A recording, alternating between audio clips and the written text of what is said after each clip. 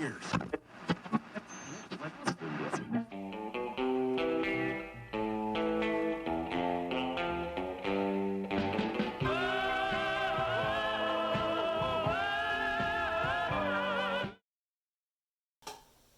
everybody, welcome to Gregg's Vintage Workshop, where I'm restoring history one piece at a time. Tonight we're going to be doing part one of the Emerson CF 255 tube radio. Now this tube radio is a very small radio, probably one of the smallest I've seen, and I had got it last year at a local antique store here around the Quad City area. And it's a little unique. It's a two-tube radio. Besides being so small, it's only two tubes. And it has a 12B8 GT tube, which is the RF amplifier and the grid leak detector tube.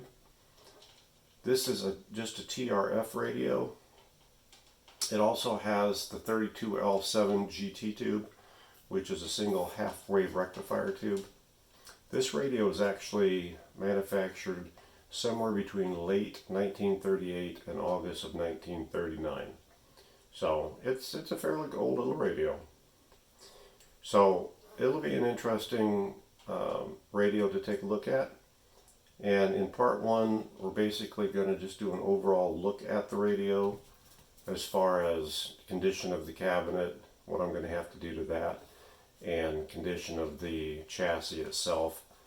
We won't do any of the checks on the resistors in this one. We're just getting an overall feel for the radio and what I'm going to have to do for it. This will be a very short video. I'm trying to keep these videos a little shorter than I have in the past just because they take so long to render. So without further ado, let's take a look at this little Emerson radio. Alrighty. So this is the Emerson. It's a little bitty radio, as you can see here. The case is pretty rough.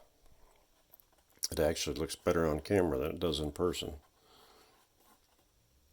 A lot of dirt, a lot of grime, but the knobs are there. And the dial cord must be intact because the tuner appears to work. Switch appears to operate. We come to this side, we got a big chunk missing right here, big crack running across right here, so that'll be some cabinet work that has to be done. Turn it over to this side,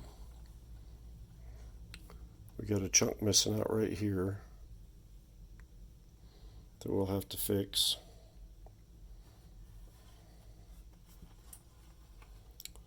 Bottom's pretty scratched up, but at least it doesn't look broken. And the top doesn't look broken. It's got some scratches. So this will have to definitely be buffed up and hopefully it'll come out. Let's look at the back.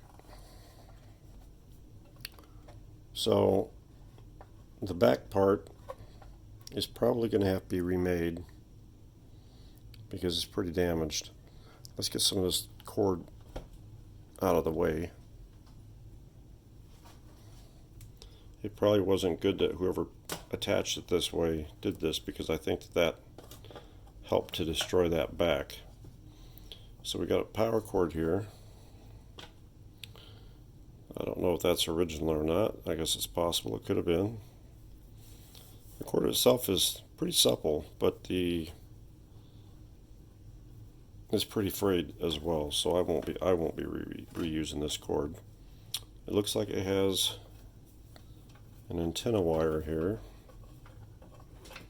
that has obviously been added on or something, not very well.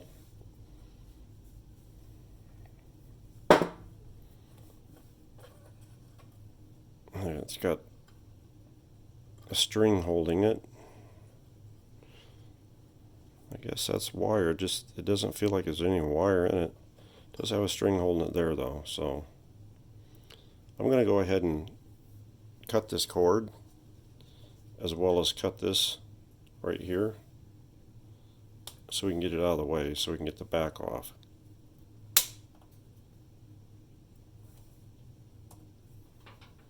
see what we got going on.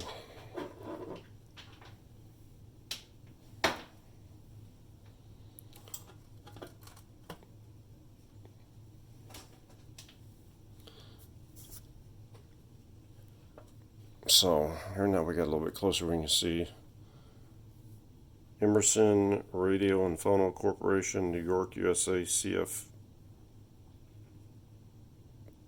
355 or 255.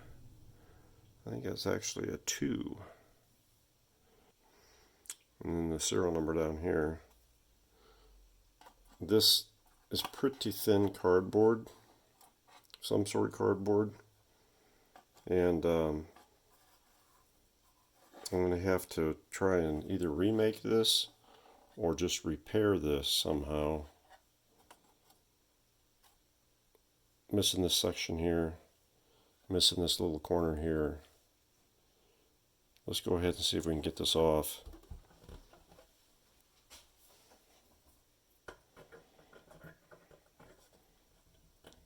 Well, the screw's not tight anyway. I think I can. Fairly long-winded screw.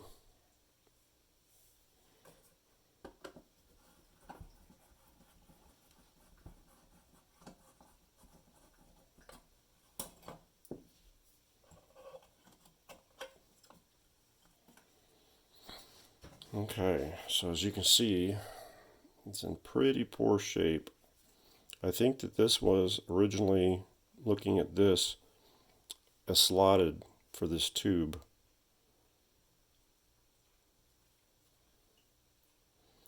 I'll have to figure out how I want to remake this. If I can repair this, I would rather repair it because I don't want to lose all of this. If I can't remake this satisfactorily, I'm not even going to go there because I think I can. I'll figure something out.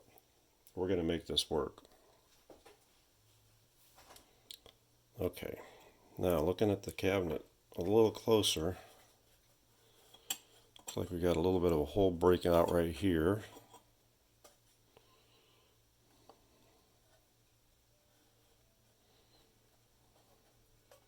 Looks like the tuning condenser is stuck out. Let's twist that in if we can.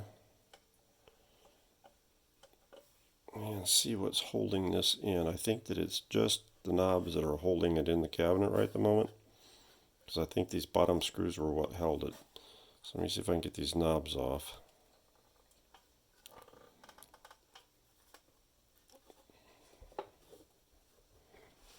Without breaking it.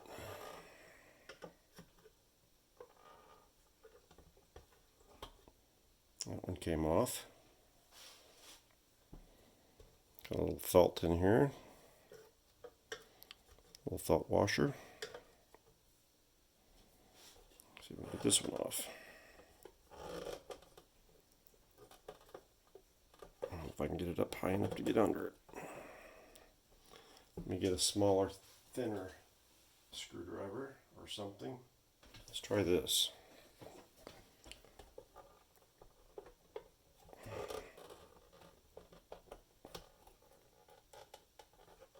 Yep, I think I got it up a little bit.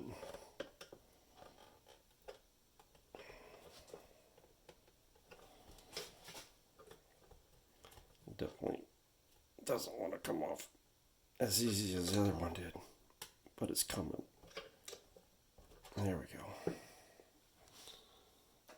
At least it didn't break. All right, let's see if we can pull it out.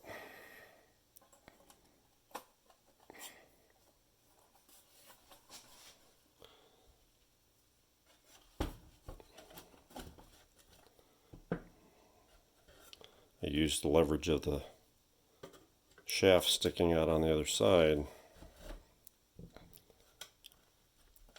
to help me push that out. There we go. Okay. Let's set this down for a second. Taking a better look inside. Pretty dirty. I think this is probably in a humid environment. Definitely a dirty environment. So we definitely got cabinet repairs to make on this. That side's pretty loose. I think that I can fix it though. Might have a little crack in the front, or that might just be the way it's made right there. I think that's the way it's made right there. So our numbers are put in gold, as is the Emerson, and they're actually on there very nice, so that may clean up pretty good. Well, let's set that aside. Take a little bit closer look at this filthy chassis.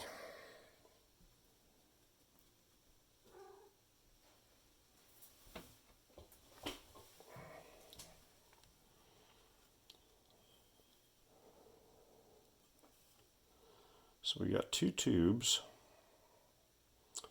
Looks like a 32L7 and a 12B5. So as you can see, it's a pretty tiny chassis, a pretty dirty chassis. Let's turn it around here and see what we have on this side. Speaker is very filthy. I don't see any cracks in it. However, once I get it cleaned up, we'll be able to tell more.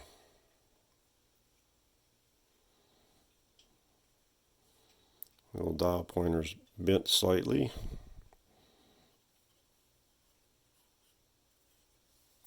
And let's look at the bottom.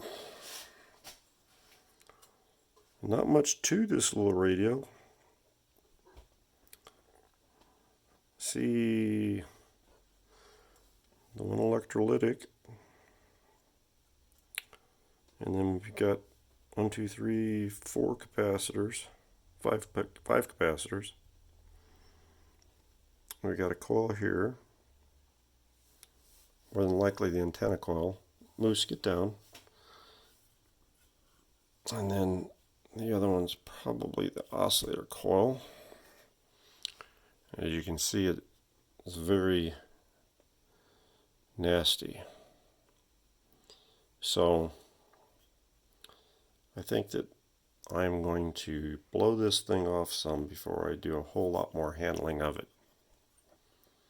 So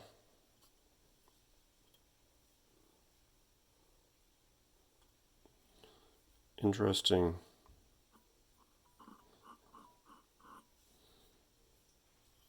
Very interesting speaker. So I don't have the schematic for this yet. I've got to get the schematic, and so I think what I'm going to do is clean this up. Looks like we might be missing a screw here and a grommet.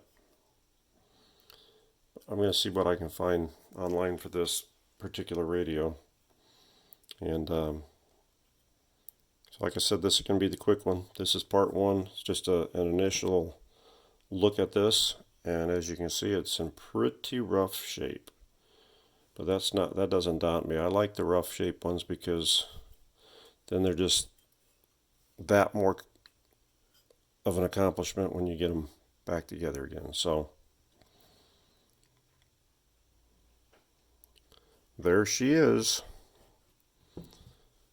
So from Gregg at Gregg's Vintage Workshop. If you're not a subscriber and you've enjoyed this little short video,